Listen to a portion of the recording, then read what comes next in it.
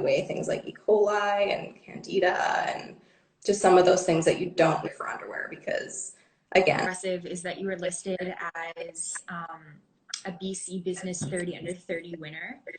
What was that like? How did that feel? What did that mean to you? It was really great. I think that it's something that I really wanted. And so it was cool to get it. And it happened like right before I turned 30. So it was like my last shot. Perfect. Yeah. So that was great. But I think I kept having all these people be like, wow, like that's so awesome. Good for you. And I'm the type of person that like, I don't really sit in accomplishment too long. Like when I have an accomplishment, I'm like, great, awesome, what's next? What's next? So I had to like take a step back when I was having these conversations and just be like, oh yeah, I totally forgot that happened. Like you're right, that was awesome. But yeah, it was nice. And it's also a good thing to have on the resume, you know, so for the optics. Yeah. Well, getting to that point, you know, I'm sure that there were some struggles and setbacks that you faced along the way. And with starting up Hoo Ha, you know, how did you overcome some of those? Yeah, well, we launched Hoo Ha like in the middle of the pandemic, like when it just became a thing. So that was a blessing and a curse. I mean, we did like a soft launch on Kickstarter prior to that, which allowed us to kind of get like enough initial customers and enough orders to like go through production for the first time. But then production was delayed like I think 2 to 3 months because of COVID. So that was incredibly stressful. Like that was probably like the most stressful few months of my life because you're starting this new business, you've invested all this money, you're going through production, like global production for the first time, and you're in the middle of a pandemic, and you're like, I don't even know what's happening right now. Like it was truly, truly challenging, but we made it. We're here. That's amazing. Wow, yeah, I can't even imagine like starting, let alone owning a business during COVID, like the impact that it must have had. But at the same time, I think, you know, for a company like Hoo Ha, so much press and stuff is generated online. And I know for myself, I was sitting at home, bored out of my mind, being like, what can I add to my closet? And just like looking at all different types of products and clothes and things. And I feel like a lot of people were doing that, and that, you know, on their phones more and on social media more, and that, you know, so it could have been a blessing in that way that, you know, it was on people's radars a bit more. Oh, 100%. It was a blessing in that way. Econ has just taken off. I think it's grown like 4x or something from what it was pre-COVID. I don't know. Maybe that statistic is wrong, but it's like pretty significant. So definitely. Incredible. Yeah. Congrats. Yeah, thank you. What advice do you have for aspiring entrepreneurs, and how can someone get a business off the ground? Did you read many books before? Like, do you have any book recommendations or people you looked up to? Book recommendations. You know, I'm not really into reading business books, to be honest, but I have read now a couple of times autobiography called The Woman I Wanted to Be, I believe. I'm trying to think of the designer's name now. Oh my gosh, I forgot. I'll come back to it. But it's a fashion designer who's written the book, and it's really inspiring. So anyone wanting to get into like the clothing type industry, it could be a really good read because it kind of just gives you a little bit of like like a background on like manufacturing and like fabrics and like things of that nature. So that's pretty cool. But I mean, I think whenever you're starting a business where like your expertise is kind of in a niche aspect and not covering the full business, I think it's always really good to seek mentorship from people that are like really specialized in that field, because especially with manufacturing, because it's so like old school. It's really hard to like go in there as like a millennial and just be like with your digital know-how and just think that you can kind of get a business off the ground. Like there's so much like technical know-how that goes into it. So, I mean, I have a mentor who's the old VP of Hugo Boss Canada, and he's in his 70s, and like the knowledge that he has not changed in the industry Right. from when he was active in it. And so I would literally just like shoot him emails and be like, can you translate this for me? Because I don't know what they're saying. So yeah, definitely seek mentorship, like just ask for help. I think a lot of the time when I'm talking to like younger entrepreneurs or new entrepreneurs, they're like, they don't want to ask for help, or they don't want to like make it real yet. Like they feel like they're like, oh, but like it's not even a real thing yet. Like I can't make an Instagram account because like I don't have a brand yet, or I don't have a product yet, or, you know, I can't talk about it because I don't know if it's going to be real. And I think just like start talking about it as soon as you can, and start asking for help as soon as you can, because it takes a lot of time to like, you know, reel in the troops and like find your people. So like the sooner you can do that, and it also creates this like responsibility for you if you're building a business to like to actually do it, you know, instead of just talking about it. Now you've told people, so 100%. now you have to do it. Yeah, Good advice. Just start talking about it, and then you can't go back on your word. It's so true. exactly. Has there been any female or women along the way who have, or female entrepreneurs that you've looked up to or have inspired you from the beginning? I mean, I actually just recently got put in touch with someone her name's Ruth, and she's been in the industry a long time. And we were talking on the phone the other day, and I just said to her, like, I wish that I had met you like 8 months ago, you know, when I was first starting this, because it takes some time, but like you guys know, when you meet somebody you're like, you just align with on so many levels, it's just like, yes, like where have you been? Where has your guidance been all my life? So that's been really, really incredible. And I think there are a lot of women out there in the industry that are mentors, and you can find them online. And oh, fire alarm. Oh no! Are you in Probably danger? just a test. Probably just a test. Yeah. Okay, it's stopped. That's They've been actually testing happened all to me. week. That's happened to me a couple times in an interview, and I'm like, I don't know what to do right now. Like, do we just kind of push through this, or am I in any danger? Yeah. What's more important, my life or the IGTV? But yeah, seek mentorship. There's a lot of women out there that are like, have been in the industry a long time and just like want to give back. Totally. I think I feel like that's kind of every aspect of any industry. You know, you find people, like-minded people, who can help you drive forward or inspire you, or, you know, motivate you to try new things. And it's so cool. Like even us doing this, which is something that's new for us and something not a lot of people we know are doing, but it's just cool, this like community that we've created, and these people who are like so into what we're doing or inspired by or whatever. It's just so interesting. You know, there's so many people along your path that come along that just, you know, inspire you or add something new to your life. And I've been so inspired having these conversations and learning so much from so many different, you know, incredible women and, in different fields, and just the way that they, you know, we ask a lot of the same questions. The next two questions we're going to ask you, we've asked everybody, and it's just so cool getting, you know, little pieces of knowledge and advice from people in all different fields, but, you know, strong and powerful. Yeah. 100%. And like the more you put it out there, I think the more you can like attract those types of like, you know, experiences into your world. Are you thinking about starting a podcast? Oh, I don't know. We might slowly try to maybe transition over into the thinking about the YouTube world, because I was like, well, the only thing is that would be great when we can sit down in person with people.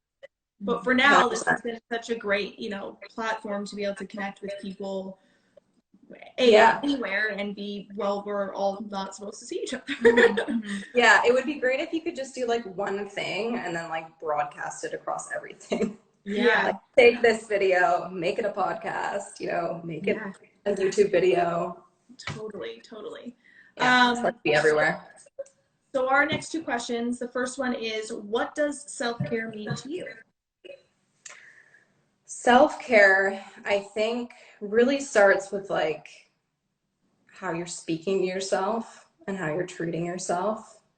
I think we often think of self-care as like putting on makeup or like getting your hair done or having a bubble bath, which I love. I love bubble baths. It's my favorite thing in the world. Highly recommend for self-care. But I think it really comes down to like your relationship with yourself. And I don't know. It's obviously not just women, but I think as women, we like maybe struggle with this a little bit more. And I think we just talk to ourselves like very poorly and we just kind of accept it. And it's like, I feel like you almost need to be like, get in there and like, you know, reconfigure some sentences that you're saying to yourself and decide to speak to yourself as if you're a friend. Because most of the things that we say to ourselves, we would never dare say to like our friend or someone we love. And that could be about like your body image. Like you could look in the mirror and like be like, oh, I look so fat, or like whatever like that little comment is you say to yourself, and like you would never say that to a friend. So like why are you saying it to yourself? And so it's hard. It's like a practice that you have to like kind of watch your thoughts, but I think it's very worthwhile. And I think that's where like self-care starts. I really like that. Yeah. I know, I do think about that sometimes when I'm like having really down days and my thoughts are really negative. I'm like, I think I kind of learned this through the process of just like expressing them. Like even when I tell, you know, Tass certain things or my sister, and they'll be like, no, like, and they'll just completely kind of debunk my own thought process.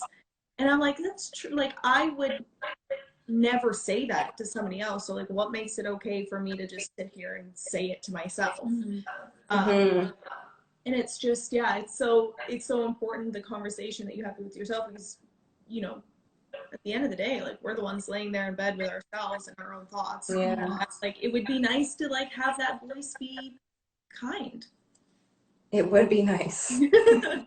Yeah. Let's keep working on that. Yeah, seriously. Yeah, 100%. What is the best piece of advice that you've ever been given? Now, that's a tough question. So you can give us like your favorite life quote or life motto or anything. Yeah, they're kind of tied together. I was given a piece of advice from an earlier mentor, and he said to me to just keep stabbing. You know, when you face a failure in your life and you think, I can't try again. Like I'm gonna look like a fool if I try again, right? But he said, no, just keep stabbing. It's a numbers game, you know. The more you try and the more you put yourself out there, and the more swings you take, you're gonna hit it eventually.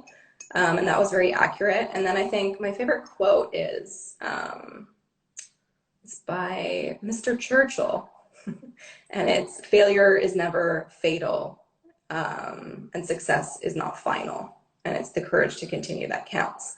And I've experienced both of those. You know, failure feels like it's fatal in the moment, but it's not. You get over it. People forget. Nobody cares, you know? Yeah. And success isn't final. Sometimes you hit success, as I'm sure you've realized in your lives and careers, and you think like, I made it. And you kind of get lazy and you kind of kick up your feet.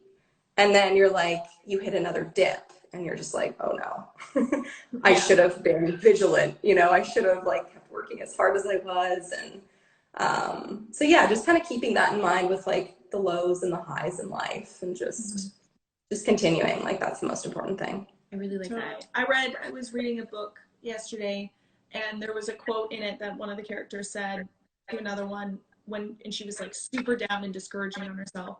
And the girl was like, don't count yourself out yet. You're all sorts of things. Well, fuck, I fucked it up now. You're all sorts of things that you don't even know yet. Like, don't say like, this is it for me, like I'm done, because there's all sorts of things that could happen to you, all sorts of versions of yourself that you could be, and things that you'll go do. Ready? Don't count yourself out this early. You're all sorts of things you don't even know yet. Yeah. Okay. Yeah. That's very nice. I like that a lot. Yeah, and I was like, oh, that's so nice, because like, even if what you're doing right now, you come up against a wall, or you know, you feel down on yourself, like this is just right now. This is just this one moment. Like there's so much more that you will be and can do in life. So don't let this roadblock or this, you know, bump in the road be the thing that deters you from trying anything else. Like, how sad would it be if the first time we all failed, we'd be like, that's it. Like, I'm not doing anything. I suck. Like, too scared. We would never become anything. We would never achieve anything. Yeah, and I think kind of on the tail of that is like, people don't realize how like surroundings and circumstances and experience really brings out parts of you that otherwise you wouldn't even know exist. And I think we've all kind of experienced that, where like we find ourselves in a bizarre situation or experience and we react in a way that like we wouldn't expect ourselves to. And so I'm really kind of a proponent to that, is like, if you just keep trying new things, you might actually surprise yourself with the skills that you have, or, you know, what comes out of you in those moments, rather than just kind of being like, oh, I know myself completely. Because like, we'll never know ourselves completely. We're way too complex for that. I also think just failure as a whole is a part of success. I think they go hand in hand. So. Yeah, 100%. We like to see it as like final, but it's all sort of it's all like a storyline, and we build from what we learned.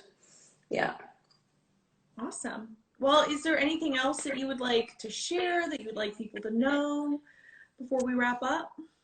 I just want everyone to, like, I don't know, be kind to the next person they see, because there's a lot of really sad things happening in the world, and the world can use more kindness always. Absolutely. I think we said this at the end of our last live, like, do one random act of kindness today, and like comment on this afterwards and let us know what it is. But I'm gonna nominate that one again. Let's do that again. Let's have this be a train that keeps going. I really like it. And where can people buy Hoo Ha undies? So we are currently out of stock, so that sucks. But we're on pre-sale, so you can get 15% off if you place your order today. And we're saying they're shipping out May 1st, but they're probably going to ship out much sooner than that. So they can buy that online at hu-ha.com. Nice. Awesome. Well, thank you so much. Thank you. So great. So nice talking. Thank you so much. This was fun. Of course. Have a good rest of your day and a good weekend. Yeah, you too. Okay. Bye, ladies. Bye. She's amazing. She's so inspiring. That was really great. Yeah. I was looking at my sweater while we were talking about like the failure, because it's the black sheep. Oh. And I was like, I just like feel like this is such a just like, you know, like stand out, like do the thing, be the black sheep, because those are the people that create the most like incredible things. It's so funny because the black sheep, like the context of that, like, oh, I was the black sheep, it's always a negative connotation. Yeah. Be like, the black sheep. Be the black sheep. Stand out. Be different. That. Don't be bold. Don't be afraid to, you know, do the thing, and don't be afraid to fail. But yeah, wow, this hair today, you guys, is just on another level. Thank you so much for joining us this Friday afternoon. We are back on Wednesday, and we're very excited. We will let you guys know who it is earlier next week. We're going to keep it a surprise for now. Wait, we know who it is. Yeah. Would you like to announce it? No. You can. It's Asha, you guys, from Riverdale. We're going to be talking to her about her new book, about all the things that she's doing in her life. She is incredibly inspiring, and we're very excited to talk to her. So that will be on Wednesday. I'm so excited. And yeah, have a great weekend. Do your one act of kindness. I felt like there was something else I was supposed to say. Am I? Oh, when I post this, I will add a swipe up link so you guys can purchase the lovely Hoo Ha underwear that is our monthly favorites. I feel like we should do a weekly favorite. We'll talk about this later. There's just so many things I want to let you guys know. But seriously, these are so amazing and so soft. They're so soft. Yeah. Well, that is all. Okay. Thank you so much. Have a good weekend, people. Bye.